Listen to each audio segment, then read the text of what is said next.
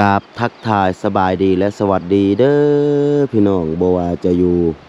ในประเทศและต่างประเทศเนาะก็ขอยินดีต้อนรับเข้าสู่ช่องครูดอยอีกคือเก่าคือเดิมพี่น้องเอ้ยก็มื้อนี้เปิดคลิปมาอยู่ที่ชายแดนระหว่างลาวกับไทยพี่น้องเนาะนี่ต่อหน้าของครูดอยตัวนี้ก็คือตัวนี้เป็นแม่น้ำคลองพี่น้องเอ้ยเนาะฝากนั่นก็จะเป็นฝั่งไทยฝั่งนี้ก็จะเป็นฝั่งลาวพี่น้องเอ้ยเนาะพาพ่อแม่พี่น้องมาเบิ่งก็คือวิวงามๆอยู่ที่แคมแม่น้ำคลองระหว่างลาวไทยพี่น้องเอ้ยเนาะก็คือตอนนี้อยู่ในเวลาเช้าๆพี่น้องตะเวนยังบ่ตกดินเทื่อถ้าว่าตะเวนตกดินนี่บ่แม่นตะเวนตกดินตะเวนยังบ่ขึ้นเทื่อพี่น้องเนาะนี่เบิ่งนึงก็จะออกมาสีแดงๆมาทางนี้เนาะพี่น้องเนาะนี่เปิดคลิปมาก็มาอยู่นี่บอนที่ว่าครูดอยจะสร้างหอสร้างเฮือนพี่น้องเอ้ยเนาะกับปัจจุบันเดี๋ยวนี้พี่น้องเนาะก็คือครูดอยได้ปรับดินเป็นที่เรียบร้อยเนาะนี่ตรงนี้ก็คือปรับดินแต่ว่าเสียดายก็คือครูดอยยังบ่ทันมีงบที่ว่าจะถมดินเทื่อพี่น้องเนาะถ้าว่ามีงบอีกจักเล็กจักน้อยนี่เฮาถมไปลงรุมนี่โอ้ความคักพี่น้องเอ้ยเนาะนี่ทางนี้ครูดอยก็ถมมาทางนี้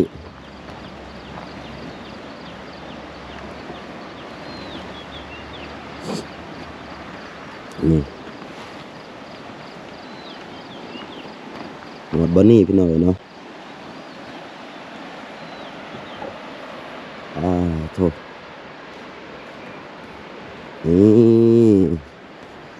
ทางนี้ก็คือดินบล็อกพี่น้องเอ้ยเนาะครูดอยสั่งม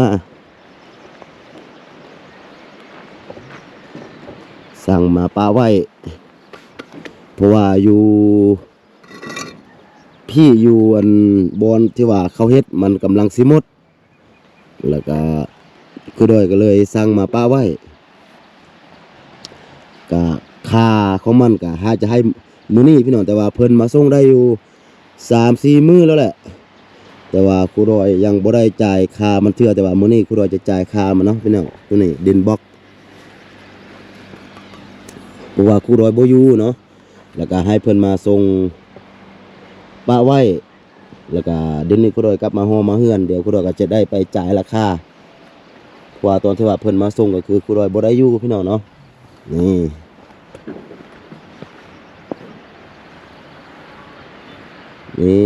ทางนี้ก็มีพี่น้องเอ้ยเนาะนี่ปะอยู่2บ่อนเพราะว่าเฮาจะปะบ่อนเดียวก็คือเวลาเฮาเฮ็ดหอเฮ็ดเฮือนแล้วก็เฮาจะไปยกแต่บ่อนเดียวก็คือมันยากพี่น้องเอ้ยเนาะ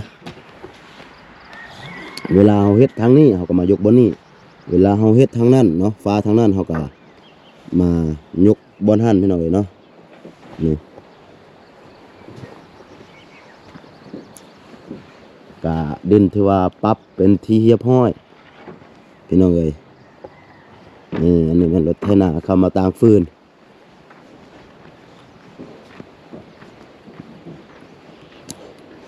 นี่ทางเทิงก็จะเป็นเสา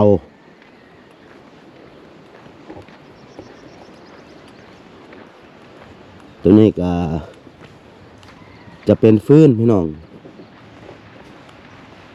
ฟืนที่ว่าครูดอยหาเพิ่นไปตัดให้เพื่อว่าจะเกียมเวลาเฮ็ดหอเฮ็ดเฮือนก็ต้องมีฟืนดังแต่งของครบแต่งของกินพี่น้องเอ้ยเนาะนี่ทั้งหมดนี่ก็คือ 1,000 บาทพี่น้องฟืนเนาะนี่ก็คือจ้างเพิ่นไปเอามาให้2ลำรถไถนาเนาะตัวนี้แต่ว่าตัวนี้ก็คือน้องพิงตัดปะไว้เป็นที่เรียบร้อยพี่น้องเอ้ยเนาะเพราะว่าครูดอยจะไปเอาเองก็คือครูดอยบ่ทันพี่น้องครูดอยก็คือพ่อแม่พี่น้องได้เฮ็ดนั่นแหละเนาะ แล้วก็น้องพิงก็คาลูกเลยบ่ได้ไปแล้วก็เฮาเกียมที่ว่าจะเฮ็ดฮ้อเฮ็ดเฮือนหั่นน่ะ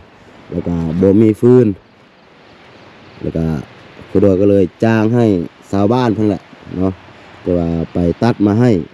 ก็คือลำรถหนึงแต่ว่าเป็นลำรถไถนาพี่น้องเอ้ยเนาะลำรถหนึ่ง500 บาท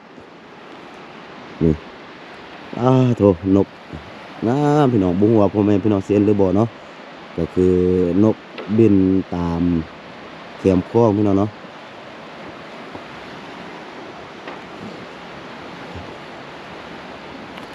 นี่กะทางเทิงนี่บ่ได้ปรับเนาะพี่น้อง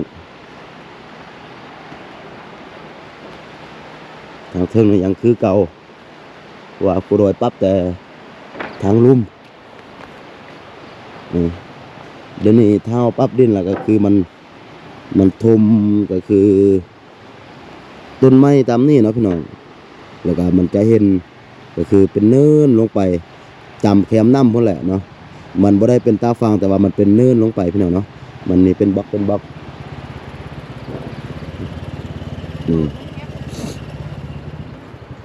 ก็คือตัวนี้มันจำเป็นพี่น้องถ้าจะให้ดีแท้ๆก็คือใส่ดินจีถ้าเป็นดินจีนี่ก็คือมันจะทนทานแล้วก็มันจะดีกว่าตัวนี้พี่น้องเอ๋ยเนาะแต่ว่าตัวนี้ก็คือครูดอยเอาดินบล็อกเพราะว่าเนื่องจากว่างบของเฮามันบ่พอพี่น้องมันบ่มีงบที่ว่าจะเอาดินจีก็เลยเอาดินบล็อกแต่ว่าดินบล็อกมันก็ใส่ได้คือกันแต่ว่ามันก็บ่คักคือดินจีแต่ว่าดินจีนี่ก็คือมันคักมันแน่นแบบว่ามันทนทานแล้วก็มันเรื่องความที่ว่ามันคุณภาพมันจะดีกว่าดินบล็อกเนาะแต่ว่าดินบล็อกในเรื่องคุณภาพมันก็บ่ค่อยปานใดแต่ว่าก็ใช้ได้อยู่พี่น้องเนาะถ้าใช้ดินจีนี่ก็คือมันงบประมาณมันแห้งจะหมดหลายนะ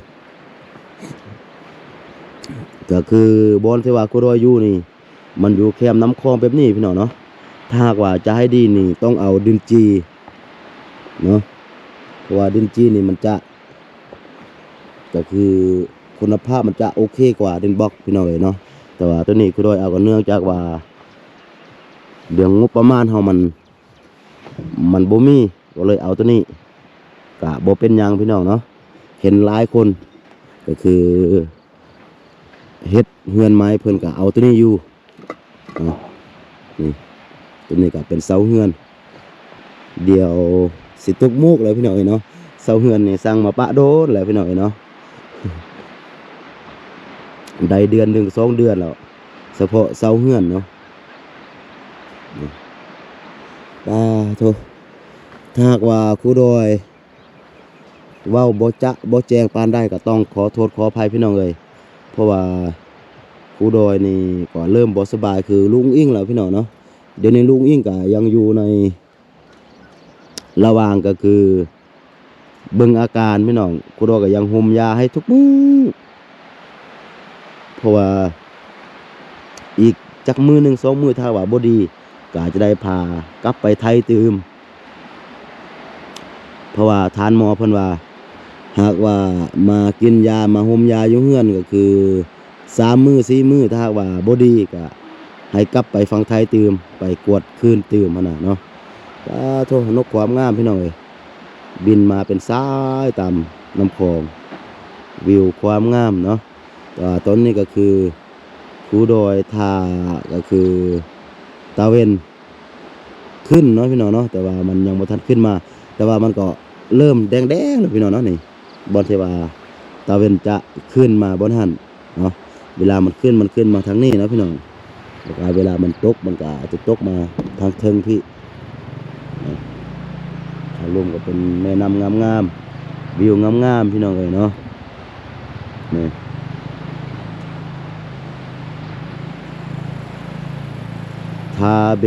ถ้ามันเป็นอยู่ที่เมืองใหญ่ๆหรือว่าบ่อนมันเจริญก็คืออยู่บ่อนนี้นี่เราสามารถเฮ็ดเป็นรีสอร์ทเฮ็ดเป็นอันอื่นนี่ความคักพี่น้องเพราะว่าวิวมันงามบ่อนนี้เนาะแต่ว่าบ้านเฮาเป็นบ้านน้อยๆเฮ็ดแม่นหยังกะมันก็น่าจะบ่ค่อยได้แหละพี่น้องเอ้ยเนาะ มีแต่เบิ่งชมวิวก็ถือว่าเดี๋ยวนี้เนาะก็คือครูดอยปรับดินเป็นที่เรียบร้อยเนาะพี่น้องก็ถือว่าเดี๋ยวนี้ละแม่นมันค่อยๆไปทีละอย่างทีละน้อยทีละก้าวพี่น้องเอ้ยเพราะว่าเฮาจะเฮ็ดไปแบบบัดเดียวให้มันสำเร็จเลยก็คือครูดอยได้ว่าแหละงบเฮามันบ่มีเฮาก็คอยหาแดคอยเฮ็ดแดคอยหาคอยเฮ็ดคอยไปเดี๋ยวบ่โดนมันก็หักสิแล้วเนาะก็คือไปทีละก้าวพี่น้องเนาะก็เดี๋ยวนี้ก็คือไม่มีเป็นที่เรียบร้อยเนาะปรับดินเป็นที่เรียบร้อยซื้อเสาเป็นที่เรียบร้อยแล้วก็ซื้อดินบล็อกมาเป็นที่เรียบร้อยพี่น้องเนาะก็คิดว่าน่าจะบ่โดนเดี๋ยวก็น่าจะเกิดเนาะก็คิดว่าถ้าบ่แม่นเดือนนี้ก็เดือนหน้าพี่น้องก็จะตั้งเสาขึ้นปะก่อนเนาะเพราะว่าเสานี่มาปะแบบนี้มันได้หลายเดือนแล้วพี่น้องเอ้ยเนาะเดี๋ยวถ้าหากว่าบ่เฮ็ดเดี๋ยวย้านมันตกมุกเนาะ เดี๋ยวมีฝนมาตกใส่หลายๆเทื่อหั่นย้านมันสิตกมุกพี่น้องเนาะ